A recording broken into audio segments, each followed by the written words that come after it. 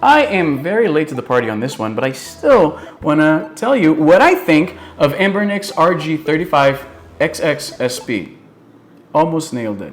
This thing right here looks and feels a lot like a GBA SP, but runs a lot more than just GBA games. Let's take a look at this. I gotta say, in a lot of ways, this is something I've been expecting for a very long time.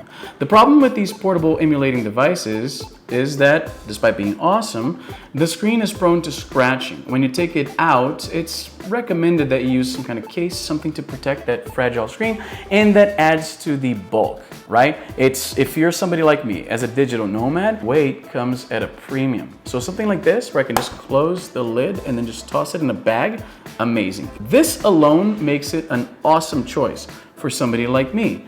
So this thing, as I mentioned, it's basically like a GBSP, except it's a little bit heavier and a little bit bulkier. In a good way, I would say. As many other reviewers have pointed out, the added weight and size make it feel like more premium, right? Like when something, I have been reviewing these things for years, and we can tell right away when something feels really cheap. Often it's like really light, right? And it creaks a bunch. This thing feels like a solid unit. This is like quality, which is nothing new from the good folks over at Embernic.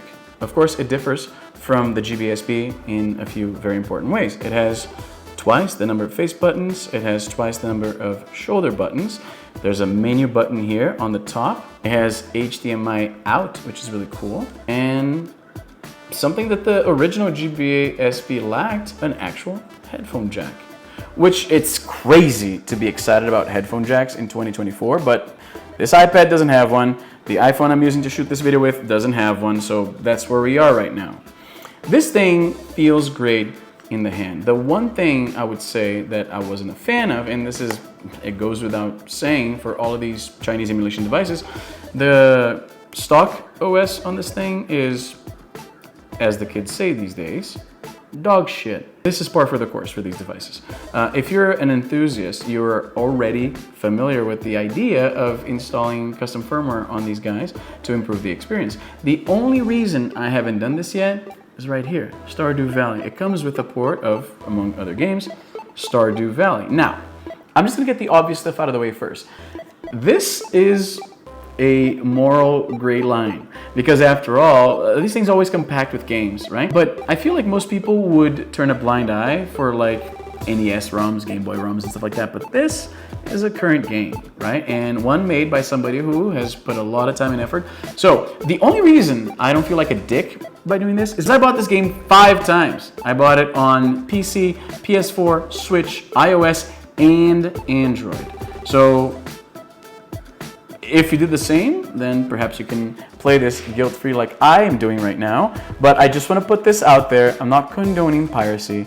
It just so happens that these guys ship these things with a bunch of pirated games in them. So there's that. Oh, by the way, one interesting thing about Brazil that I wasn't used to back in Canada is that you will find like similar devices like this. Well, similar is doing a lot of heavy lifting there, because the devices you see in like kiosks at the mall, which you can't find here, unlike Canada or the United States for the most part, they're cheaper versions of everything you see in this channel. They're the kind of things that when companies offer me to do a review on, I pass, because I know that my audience will not enjoy those as much because they're cheaper, they don't emulate much, right? They're basically glorified NES clones, right? So, but you can find them here in like regular stores at the mall, which is, I did a bit of a double take the first time I saw it. I'm used to it now. And they're kind of crappy and very cheap, as I mentioned. This is legit. This is premium. Feels good in the hand. Emulation quality is really good, despite the fact that I am using stock OS on this one. It's terrible, and the only reason I haven't installed something better on it yet, well, you're looking at it right now. I can play Stardew Valley portably on my phone or my tablet, but this is so much better. It's like, it feels right. This feels right at home. It makes me lament the fact that they didn't put this game out for the 3DS. 3DS would be perhaps the absolute best place for a game like this. This, I think, is the next best thing. It emulates all the things that you're familiar with, a lot of arcade machines that I personally barely experimented with, so perhaps this is an opportunity to actually dive into these arcade titles. It runs PSP surprisingly well, despite not having the little thumb, like the little analog stick there, right? My favorite games don't really use it that much. Like, for example, Lemmings, which is, for my money, the best version of the game, especially if you want to play it portably. I think it handles really well.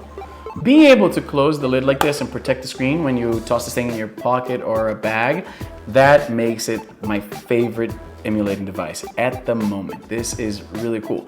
Battery life is basically what I come to expect out of these things, and I never go too long without charging it. I will try to do a stress test to have a better idea of how long this battery will last, but I expect it to be similar to other devices around the same price range. If I weren't so attached to the idea of playing Stardew Valley on this thing, I would have installed Custom OS immediately. Like, out of the box, these things usually don't offer the best experience, and custom firmware usually represents a massive improvement. But I want to play Stardew Valley on this thing. I want to have Stardew Valley in my pocket without needing to pair like a Bluetooth controller to my phone or something like that. This is now, it used to be the Switch. Switch was the place where I played Stardew Valley the most. That is my longest running farm. I think I put in some 140 hours into it, which, if you're a Stardew Valley fanatic, that probably doesn't sound like much, but being that I'm riddled with ADHD, maintaining focus on a game for that long is nothing short of a miracle for me. Anyway, this is a very brief look at the RG35XS. Jesus Christ. Anyway, this is a brief look at the RG35XX. Anyway, this is a very brief look at the RG35XX SP. I love it.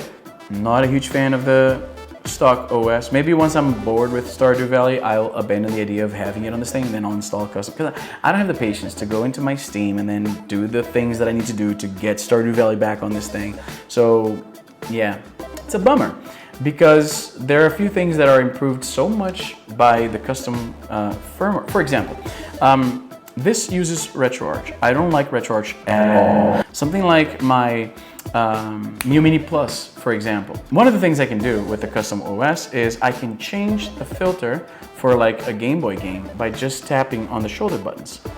I can't do that here. There are ways to change like filters and scan lines and all those kinds of cool effects, but it's buried in the RetroArch settings and I never remember how to get there. It's a bummer. It's so much easier to just like, oh, I want to see it in black and white. No, I want to see it like, you know, pea soup green like the original. No, I want to see it like with a color filter or whatever. Way easier. So yeah, there are some caveats with this thing. Your experience will likely be way better if you just install custom OS. I will eventually do it, especially if I can figure out how to get Stardew Valley back in here.